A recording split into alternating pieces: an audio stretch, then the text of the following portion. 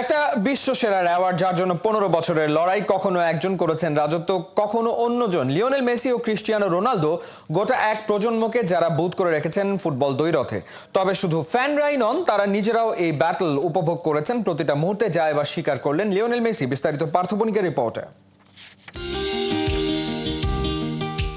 2015 Ballon ডিওরের মঞ্চ, পঞ্চমবারের মতো বিশ্বসেরার খেতাব পেয়ে এভাবেই সেদিন রোনালদোকে চোখ টিপ মেরেছিলেন লিওনেল মেসি।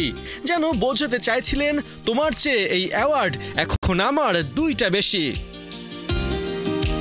ঠিক এক বছর পর অবস্থা একদম উল্টো।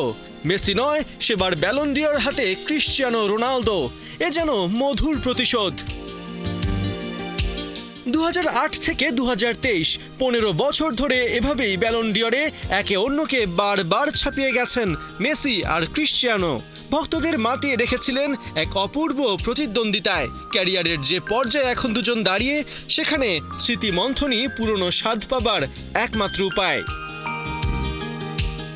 এতদিন ফ্যানরা না হয় নিজেদের মতো উদযাপন করেছেন এই প্রতিদ্বন্দ্বিতা, কিন্তু মেসি রোনালদো তাদের মাঝে কেমন ছিল এই দ্বৈরথ? এবার সেটাই ব্যালন ডিওরের অফিসিয়াল এক্স হ্যান্ডেলে এক্সক্লুসিভলি জানালেন লিওনেল মেসি, যেখানে ক্রিস্টিয়ানো রোনালদোর সাথে তার প্রতিদ্বন্দ্বিতা এক কথায় গ্রেট ব্যাটেল বলে আখ্যা দেন LM10। তার মতে এই প্রতিদ্বন্দ্বিতা একে অন্যের ভেতর আরো ভালো করার ক্ষুধা বাড়িয়েছে, কেননা দুজনেই গ্রেট কম্পিটিটরস।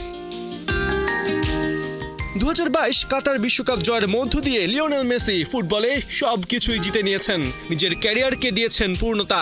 তবে রোনালদোকে তার প্রাপ্য সম্মান দিতে ভোলেননি, কেননা তিনি দেখেছেন রোনালদো তার মতো সব সময় সবকিছু জিততে চাইতো, যা দুজনের পাশাপাশি ফ্যানদের জন্য ছিল সোনালী সময়। মেসি মনে করেন, দীর্ঘ সময় শীর্ষে থাকার জন্য তাদের ক্রেডিট পাওয়া উচিত, কেননা এই পর্যায়ে আসা অনেকের কাছে হয়তো খুব সহজ মনে হতে পারে, কিন্তু বছরের পর বছর সেই অবস্থান ধরে রাখা মোটেও সহজ নয়।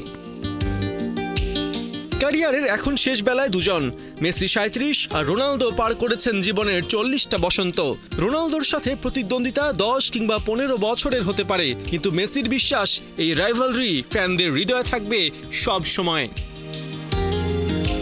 পার্থ বণিক, 71।